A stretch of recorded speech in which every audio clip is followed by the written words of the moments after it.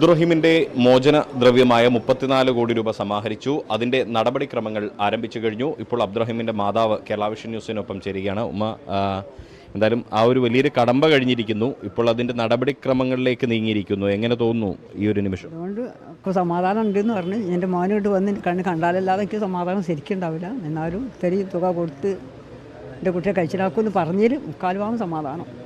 ഉമ്മ 18 വർഷം അനുഭവിച്ചൊരു വേദനയുണ്ട്.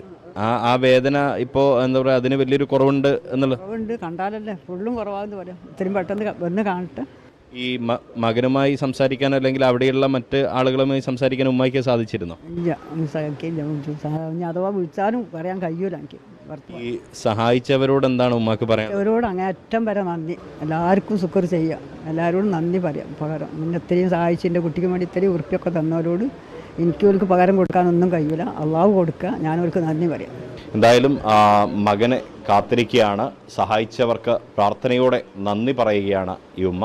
ക്യാമറ പേഴ്സൺ സജി തറയിനൊപ്പം Riyas KMR, Kerala vision news, Kozhikode.